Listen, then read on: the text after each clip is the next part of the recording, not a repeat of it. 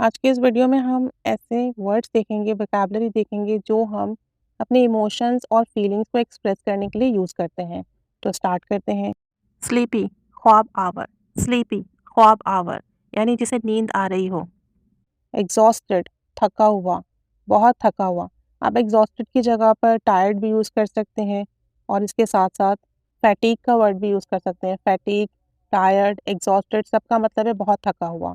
Bold, बेजार, board, बेजार यानी जिसे किसी चीज़ में इंटरेस्ट ना हो, बेजारियत महसूस कर रहा हो। स्केयर्ड, डरा हुआ, स्केयर्ड, डरा हुआ। एम्बैरेस्ड, शर्मिंदा, एम्बैरेस्ड, शर्मिंदा। अशेम्ड, शर्मिंदा, अशेम्ड, शर्मिंदा। सैड, उदास, अपसेट भी यूज़ कर सकते हैं और सैड भी यूज़ कर सकते हैं, उदास। हैप्पी, खुश, हैप्पी भी यूज़ कर सकते हैं, जॉयफुल भी यूज़ कर सकते हैं, खुश।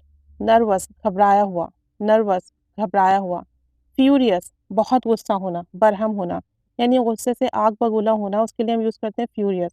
ऐसा शख्स जो बहुत गुस्से में हो, उसके लिए आप यूज़ करेंगे फ्यूरियस।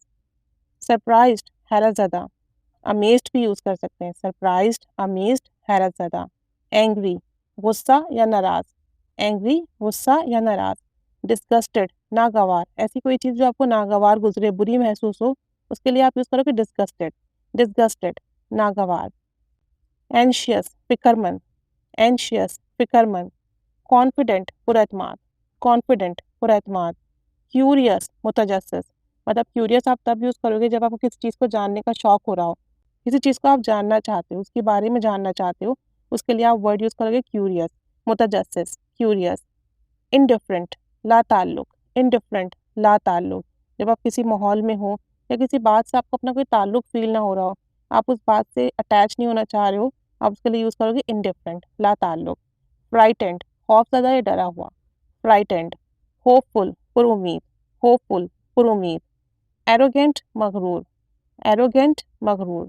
शॉक्ड, हैरान, शॉक्ड, हैरान।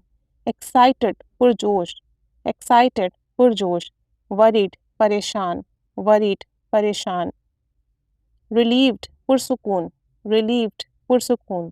लेज़ी, सुस्त, लेज़ी, सुस्त। थैंकफुल, मशकूर होना, शुक्रगुज़ार होना।